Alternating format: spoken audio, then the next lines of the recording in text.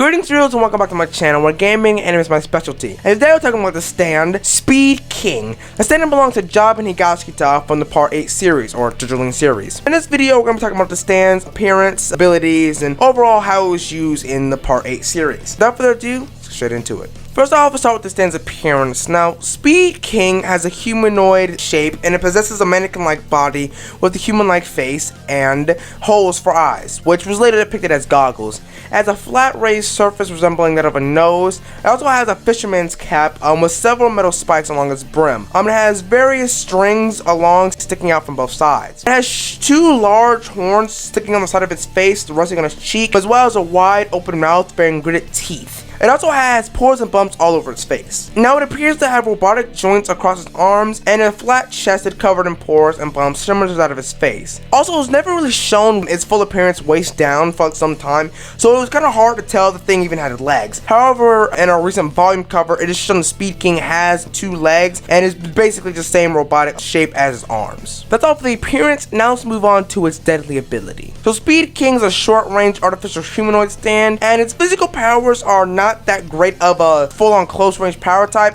but it's not super weak either. It's about the same type of stand as Killer Queen physical power-wise, so I estimated to have about the same physical abilities that Killer Queen has, since they're both short-range ability stands. Speed King is shown to be physically able to rapidly pummel enemies with his rush attack, and it has a stand cry, his first one being Spee Ya, and his second one being Maria. But his actual stand power is much more dangerous than his physical ability, and his stand power is called Heat Accumulation. Now this ability is basically allows Speed King to store heat and temperatures within a short localized point. Now once the object has heat stored in it, it can be transferred to anyone who touches it where the heat has been stored. Speed King can only affect objects that are within 10 centimeters from him, but it's also shown that objects can travel farther away once the object already has heat stored upon it. For instance, Orojiro Sasami took some money that had heat stored upon it, and it was shown that he could travel far away from the Higashikata state that JJBA was located in, and go all the way to downtown Morio and still be affected by it. It is inferred that Speed King can raise temperatures to at least 300 degrees Celsius. He uses the ability to non-lethal way to melt wax and then stuff it into a beetle's body after brushing them with a paintbrush. This power can be extremely deadly and lethal by having Speed King store his heat in people's blood vessels to either render them unconscious, as seen when he used his heat ability on Yasuho, or even kill them, as seen was when he stored heat inside some money, and then Ojiro touched the money and the heat then got transferred from the money onto Ojiro, thus boiling the blood inside of him and killed him.